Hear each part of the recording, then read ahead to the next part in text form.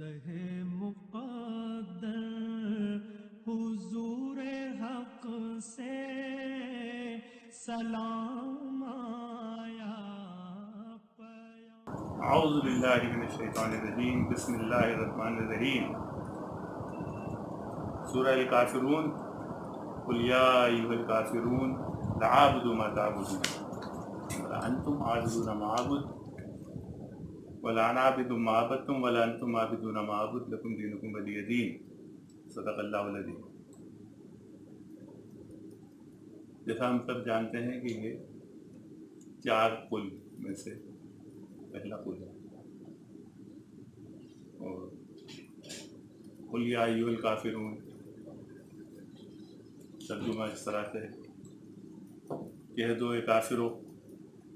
لا اعبد ما تعبدون، میں اس کی عبادت نہیں کرتا جس کی تم عبادت کرتے ہو، ولا انتم عابدون ما اعبد، اور نہ تم اس کی عبادت کرنے والے ہو جس کی میں عبادت کرتا ہوں، ولا انا عابد ما عبدتم، اور نہ میں عبادت کرنے والا ہوں ان کی جن کی تم نے عبادت کی، ولا انتم عابدون ما اعبد، اور نہ تم عبادت کرنے والے ہو اس کی جس کی میں عبادت کرتا ہوں، لکم دینکم ولی دین، تمہارے لیے تمہارا دین اور میرے لیے میرا دین۔ ایک چیز ضرور محسوس ہوتی ہے کہ اس سورہ میں یہ کچھ آیتیں بار بار تکرار ہو رہی ہیں، تو اس کی کیا وجہ ہے؟ بار بار کیوں دہرایا جا رہا ہے؟ قل یا ایھا الکافرون لا اعبد ما تعبدون ولا انتم عابدون ما اعبد ولا انا عابد ما عبدتم ولا انتم عابدون ما اعبد لکم دینکم ولی دین، یہ بار بار دہرانے، یہ بار بار جتلایا جا رہا ہے، بار بار دہرایا جا رہا ہے کہ میں ان کی عبادت نہیں کرتا جن کی تم عبادت کرتے ہو، اور تم اس کی عبادت کرنے والے نہیں ہو جس کی میں عبادت کرتا ہوں۔ یہ بار بار کیوں دہرایا جا رہا ہے؟ تو اس کو مطلب یہ بار بار کا دہرایا جانا جو ہے یہ بے مقصد نہیں ہے۔ جس وقت حضور صلی اللہ علیہ وسلم کافروں کو تبلیغ کر رہے تھے تو مختلف تبلیغ کے دوران مختلف ادوار آئے، سخت مزاحمت، لڑائی جھگڑے، انکار، مزاحمت وغیرہ ہوتے ایک وقت وہ آ گیا کہ جہاں انہوں نے یہ کہنا شروع کر دیا، ارے بھائی تم بھی تو اسی جس کی طرف تم ہمیں بلا رہے ہو، جس اللہ کی طرف، ہم اسی کی تو عبادت کرتے ہیں، ہم اسی کے تو ماننے والے ہیں، ہم کسی اور کی تھوڑا ہی عبادت کرتے ہیں۔ بس یہ ہے کہ کوئی دیوی دیوتا ہیں ہمارے الگ سے، باقی ہم عبادت تو ہم اسی اللہ کی کرتے ہیں۔ تو اس چیز کو رد کرنے کے لیے اور ان کو اپنے آپ سے مختلف اور دور بتانے کے لیے اللہ تعالیٰ نے حضور پاک صلی اللہ علیہ وسلم کو یہ حکم دیا کہ ان سے اس طرح کہو کہ تم جس کی عبادت کرتے ہو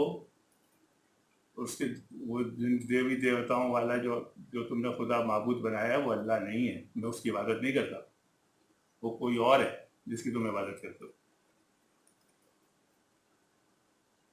اب اگر یہ بات آج کے ہم تناظر میں دیکھیں، آج کے حالات میں دیکھیں، تو ایک ہمارے یہاں ایک چیز چل رہی ہے کہ بین المذاہب مکالمہ، کوئی حرج نہیں، مختلف مذاہب کا آپس میں اپنے اپنے مذہب پہ لوگ رہتے ہوئے ایک دوسرے سے جس حد تک بھی دوستی اور تعلق کر سکتے ہیں وہ ایک الگ تعلق ہے، کاروباری تعلق، دنیا کے تعلقات چلتے ہیں، لیکن زیادہ محبت میں آگے بڑھتے ہوئے بھئی تم بھی اسی اللہ کو مانتے ہو جس کو ہم مانتے ہیں، بھئی کیسے اس اللہ کو، تم تو اس اللہ، اگر کوئی ایسے اللہ کو مانتا ہے جس کے ساتھ وہ اس کا بیٹا بھی مانتا ہے تو وہ کوئی اور اللہ ہے، یا اس اللہ کو وہ جھوٹ گڑ رہا ہے۔ تو دونوں صورتوں میں معاملات تو مختلف ہیں. اگر کوئی یہ کہتا ہے کہ میں تو ایک ایسے شخص کو مانتا ہوں جس کو جو ہے استغفر اللہ حضور پاک صلی اللہ علیہ وسلم کے بعد نبوت دی گئی، تو بھائی تو کسی اور الہ کو مانتا ہوگا.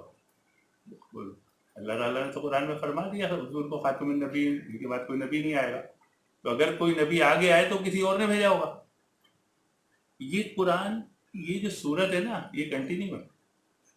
یہ اس جگہ رک نہیں گئی ہے. آج اگر کوئی یہ کہتا ہے میں اللہ کو تو مانتا ہوں لیکن میں یہ نہیں مانتا کہ محمد اللہ کے رسول ہیں، تو بھائی تو کسی ایسے اللہ کو مانتا ہے جس نے محمد کو رسول بنا کے نہیں بھیجا. کچھ لوگ محبت میں آ کر اگر یہ اس نظریے کے قائل ہو جاتے ہیں کہ جس بھگوان کو ہندو مانتے ہیں اصل میں وہ اللہ ہی ہے، تو اس کے ساتھ جو ہے وہ کچھ اگر بتوں کو بھی مان لیتے ہیں، کچھ اوتاروں کو بھی مان لیتے ہیں. بھائی وہ جن اوتاروں کے بھیجنے والے کو مان رہے ہیں وہ اللہ نہیں ہے. اسی طرح اگر کوئی کسی نبی کو مانتا ہے کہ یہ جو ہے اللہ نے بھیجا ہے، اسی اللہ نے بھیجا ہے، تو وہ کسی اور اللہ کو مان رہا ہے. تو یہ صورت جو ہے وضاحت کرتی ہے، یہ تفریق کرتی ہے، یہ تقسیم کرتی ہے کہ یہ اس طرح سے نہیں ہو سکتا کہ اللہ کو ماننے والے مسلمان کسی ایسے مذاہب کے بارے میں نرم گوشہ اختیار کریں صرف اس بنیاد پر کہ وہ اللہ کو ماننے کے دعوے دار ہیں تو ہم ان کے لیے کوئی نرم گوشہ اختیار کر لیں اس حوالے سے کہ ہم ان کو جو ہے اللہ کا ماننے والا مان لیں. یہ تو ممکن نہیں ہے. ایسا کرنے سے ہمارا اپنا ایمان خطرے میں پڑ جائے گا. تو اس چیز کو یعنی یہ صورت ہمیں اس طرف یعنی توجہ دلاتی ہے کہ جیسا کہ اقبال نے کہا ستیرہ کار رہا ہے ازل سے تا امروز چراغ مصطفی سے شرار ابو لہبی. تو وہ سلسلہ رکا نہیں ہے. ابو لہب کے مرنے کے بعد وہ سلسلہ رکا نہیں ہے، وہ سلسلہ چلتا ہی جا رہا ہے، وہ چلتا رہے گا. اور ہمیں جو ہے یہی قرآن اور اس قرآن پاک میں آئی ہوئی آیات ہمیں جو ہے اس طرف جانے سے اور اس طرف راستے کا تعین ہمارا یہی کرے گی، کوئی اور چیز نہیں کرے گی. تو یہی گفتگو کا موضوع اور یہی بات ہے کہ اگر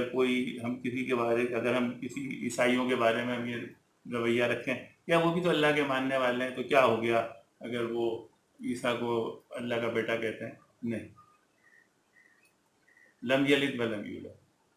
اللہ وضاحت سے کرتے قل هو اللہ احد اللہ الصمد لم یلد ولم یولد ولم یکن له کفوا احد. اگر کوئی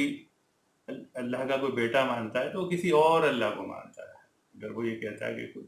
اسی طریقے سے یہ صورت جو ہے قل یا ایھا الکافرون یہ مزید ڈیفائن کرتی ہے، یہ مزید کیٹیگری وضاحت کرتی ہے کہ آپ کہیں سے بھی ایسی کوئی چیز نہ سوچیں کہ اگر کوئی تھوڑا سا آگے پیچھے کچھ غلط کر لیتا ہے تو کیا ہوا. نہیں، کوئی گنجائش نہیں. نہ اس بات کی کوئی گنجائش ہے کہ اللہ کے ساتھ کوئی شرک کرے، نہ اس بات کی کوئی گنجائش ہے کہ کوئی حضور کو نہ مانے. اگر یہ کہتا ہے کوئی کہ بھائی میں تو باقی انبیاء کو تو حضرت عیسیٰ علیہ السلام تک تو سب کو مان رہا ہوں نا، اس کے آگے محمد کو نہیں مان رہا تو کیا ہوا؟ تو تم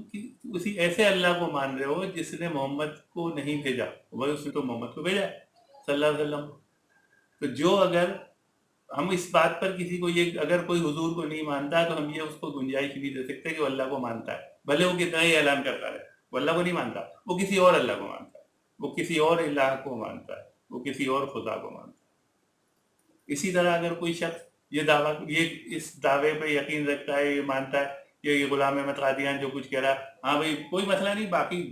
تو ہم اللہ کو بھی مانتے ہیں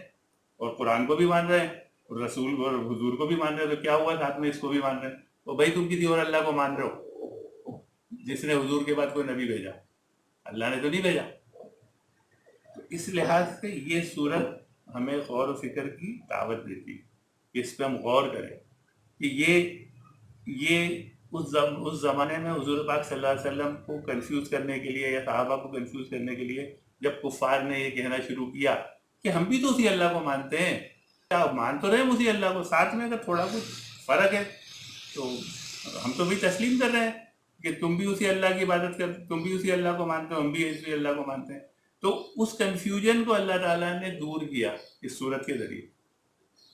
تو آج بھی اگر کوئی کنفیوز ہے تو وہ اس صورت کو پڑھ لے اور اس کو سمجھ لے اور اس پر غور کر لے. صدق اللہ علیہ.